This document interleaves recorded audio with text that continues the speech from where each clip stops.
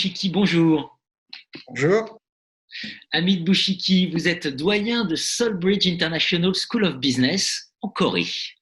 Hamid Bouchiki, à l'occasion de la crise du Covid-19, fermeture des campus, obligation de trouver de nouvelles pratiques.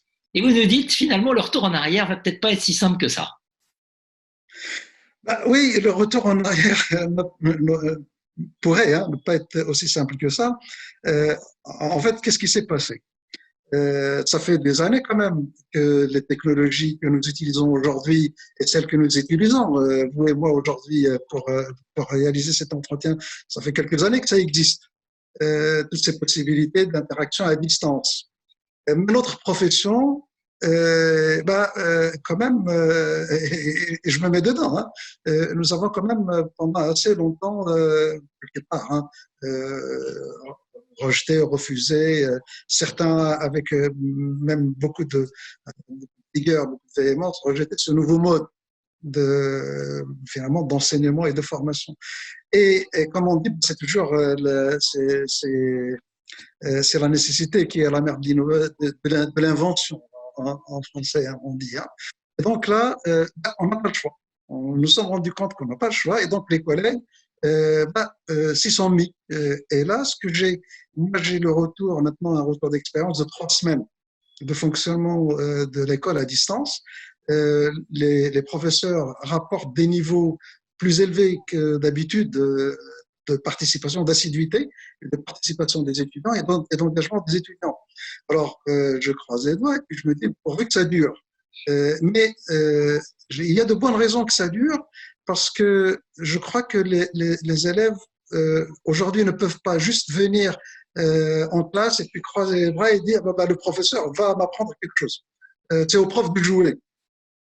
Non, c'est à eux de jouer, c'est à eux de faire la démarche de se lever, d'être à l'heure devant le poste, de se connecter. Et puis finalement, chemin faisant, ils font aussi des recherches sur Internet pour compléter ou pour préparer leur cours. Et du coup, le retour que j'ai aujourd'hui, c'est qu'en fait, ça se passe très bien et peut-être même beaucoup mieux que lorsque on avait un professeur dans une salle de cours avec 30, 40, 50 élèves, la moitié peut-être encore un peu endormis parce qu'ils ont fait la fête la veille, tout ça. Et le paradoxe, peut-être, enfin, j'anticipe peut-être un petit peu, mais ce qui pourrait être paradoxal, c'est finalement de convaincre les professeurs de revenir dans la salle de cours. Parce que si chacun de nous se rend compte que nous pouvons finalement accomplir notre mission d'enseignement à partir de notre salon ou de notre cuisine, peut-être pas encore de notre salle de bain, mais qui sait, le retour, persuader les professeurs de prendre les transports ou de conduire 1 heure et demie pour arriver au campus pour faire cours, cela risque de ne pas aller de soi. Cela risque de pas aller de soi. Et puis, on peut pas non plus faire abstraction. C'est peut-être le moment de se reposer des questions écologiques, des coûts de déplacement, etc. Peut-être qu'on était allé un peu loin sur toutes ces questions-là. Peut-être que c'était devenu déraisonnable. Ah oui, et puis non, je pense que, et là, on fait ce constat dans beaucoup de domaines, mais pas seulement dans le nôtre.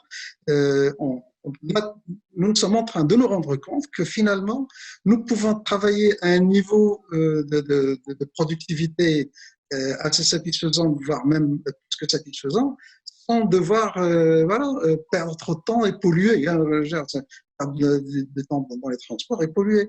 Et il restera quelque chose. Je pense qu'il restera quelque chose de ça. Je ne suis pas persuadé que notre profession va connaître le Big Bang et puis ça y est, maintenant, il faut trouver d'autres moyens de rentabiliser les campus, les bâtiments. Je pense qu'on continuera à fonctionner un peu comme on dit en brick and mortar. Mais ce que nous sommes en train d'apprendre collectivement comme profession, je pense qu'il va en rester quelque chose, absolument. Vous savez que les colloques, les associations académiques, pour beaucoup, envisagent des colloques virtuels. Oui, oui, Envisagent, vont mettre en place des colloques virtuels. oui. Ça aussi, ça peut toucher aussi la manière de faire la recherche. Absolument. Moi, je pense que le segment de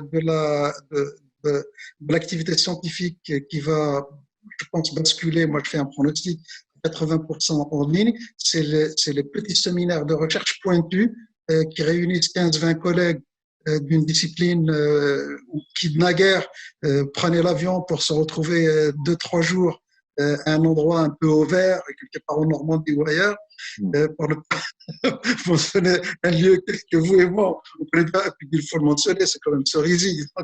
Bien sûr. Voilà, quand même, c'est Cerisy. Non, mais je pense que ce format de réunion scientifique va probablement assez facilement basculer dans un fonctionnement en ligne.